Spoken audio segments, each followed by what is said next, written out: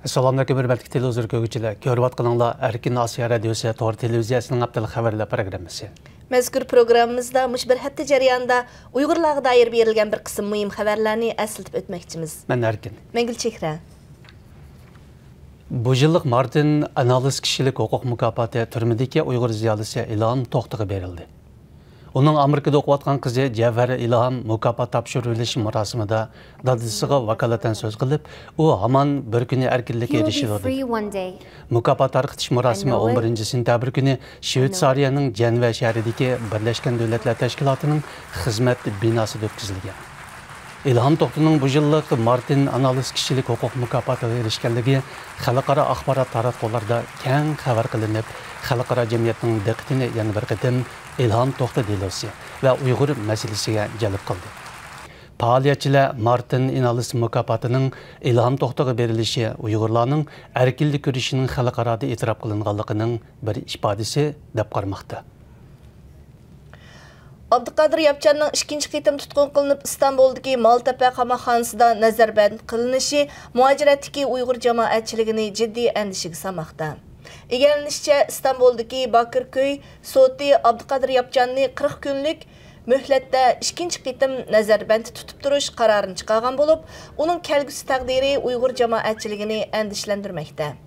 Dünya Uyghur Qurultayının rəisi Rabia Qadir xanım radyomuz arqılıq bayanat elan qılıb, Türkiye Cumhur rəisi Recep Tayyip Erdoğan'ni Yapcan meselesinde özünü tutuluşqa, hem de məzlumlarının duasını unutup qalmaslıqqa çağırdı.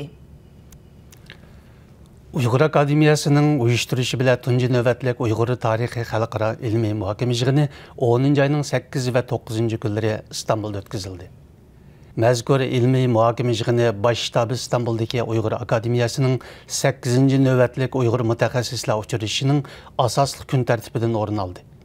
Bu qitimliq Uyghur tarixi ilmiy muhokama yig'inida dunyoning har qaysi joylaridan kelgan va taklif qilingan 25 nafar tadqiqotchi Uyghur qadimqi va yaqinqi ham bugungi zamon tarixi bo'yicha tayyorlangan yuqori saviyalik maqolalarni o'qib o'tdi.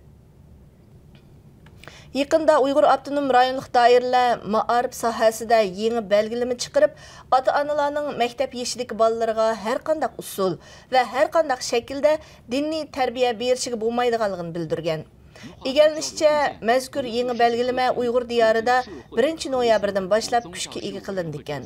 Uningda mazkur belgilamaga xiloflik qilgan ota-onalarga qattiq chora ko'rildiganligi ta'kidlangan.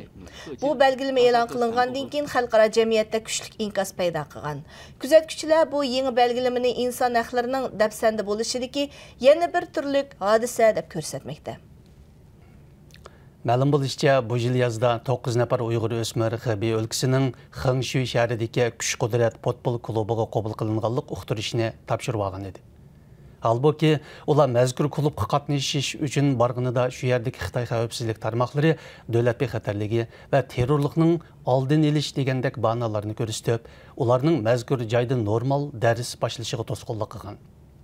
Radyomuzdan egallishicha hozir bu bolalardan 4 nafari yurtiga qaytib ketgan, 5 nafari o'zlarining futbol tushini amalga oshirish uchun doiralardan davomli adolat talab qilmoqda ekan. Türkiye Tashqi ishlar ministerligining bosh maslahatchisi Arif Erdo'g'anning Xitoy xalqaro radiosida bergan bayonoti Turkiyadagi Uyg'ur faoliyatchilar, shundaqla ilm odamlarining tanqidiga duch keldi. Egallanishicha, Arif Erdo'g'an Urumchida o'tkazilgan 3-navbatlik Ipak yo'lida Xinjiang nomli yarmankaga qatnashish uchun Urumchiga borgan. U 23-sentyabr kuni Xitoy xalqaro radiosining ziyoratini qabul qilib, ilgari g'arb taratqularida berilgan Xinjiang haqidagi burmalangan xabarlarni anglagan ekanman. Hazır naq maydonga borgandan keyin Xitoyga bo'lgan ko'z qarashim butunlay o'zgardi degan. Arif Erdo'g'anning bu so'zi Turkiyadagi ijtimoiy taratqularda kuchli g'ulg'ul paydo qilgan. Turkiyadagi Uyg'ur faoliyatchilar bilan bilim odamlari Arif Erdo'g'anga xat yozib, norozilik bildirgan. Muhtaram televizor ko'ruvchilar, yuqorida Erkin Asiya Radiosi Tor televiziyasining haftalık xabarlar programmasini ko'rdinglar. Kelar hafta ko'rishaylik. Xayr xo'sh. Xayr xo'sh.